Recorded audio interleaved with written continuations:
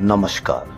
देश और दुनिया की तमाम फटाफट खबरों में आपका स्वागत है। खबरों के लिए आपसे निवेदन कि यदि आपने हमारे चैनल को सब्सक्राइब नहीं किया तो कृपया करके आपके अपने चैनल को सब्सक्राइब कर लें। आप सब्सक्राइब करते हैं तो हमें हिम्मत होती है सही और सच्ची खबरें आप तक पहुंचाने की। वरना मीडिया में किस तरह की खबरें आपको पेश की जाती है बताने की आवश्यकता नहीं है। मीडिया बिल्कुल आपको भ्रमित करने के पूरे प्रयास में है। मीडिया चाहता ही नहीं कि आप अपने बच्चों की बेरोजगारी की कोई खबर देखें या बच्चों की बेरोजगारी पर कोई बात करें, महंगी शिक्षा पर कोई बात करें। एक समय था जब चीनी की कीमतें बढ़ती थी तो सरकार के एक परेशानी का सबब बन जाया करता था, लेकिन आज चीनी 70 रुपए किलो के आसपास बिक रही है। आपको कहीं से भी कोई मीडिया इस पर चर्चा नहीं करेगा, क्योंकि मीडिया चर्चा करेगा तो आपके मन में सवाल होंगे कि किसी समय में चीनी के दाम बढ़ने से बहुत परेशानी हुआ करती थी, लेकिन अब मीडिया आपको बताता है कि किसी देश में कितनी चीनी महंगी है, किस देश में कितनी चीनी महंगी है। यानी कि न तो वो देश अपने यहाँ सस्ती चीनी खरीदने आ रहे हैं, न ही आपको और किसी महंगे देश में चीनी खरीदने की जरूरत है।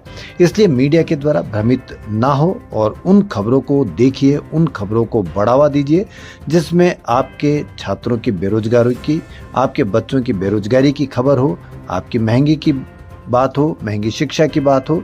तो इसलिए क्या है आज की वो बड़ी खबरें। महाराष्ट्र के पुणे में आज राहुल गांधी का छात्रों की गूंज कार्यक्रम है। पुणे पुलिस ने इस आयोजन के लिए हरी झंडी दे दी है। शांति और सुरक्षा बनाए रखने के लिए आयोजकों पर 30 शर्तें लगाई गई है। जबरदस्त तरीके से कवरेज और जबरदस्त तरीके से आयोजकों ने इस पर शर्तें लगाकर कितना परेशानी का काम किया होगा या कितने परेशान होंगे राहुल गांधी की टीम जो इस प्रोग्राम को करने जा रही है, जिसमें आपत्तिजनक पोस्टर, बैनर या तस्वीर लगाने पर सख्त रोक शामिल है।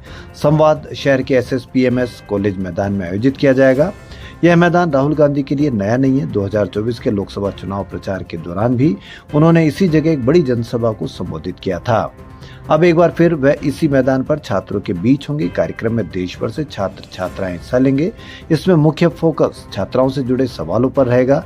शिक्षा, सुरक्षा, बराबरी, प्रतियोगी परीक्षाएं और करियर के मौकों पर खुलकर बात होगी। इस अभियान का मकसद छात्राओं को अपनी बात रखने की पूरी आजादी, सुरक्षित माहौल और आगे बढ़ने के बराबर अवसर दिलाना है।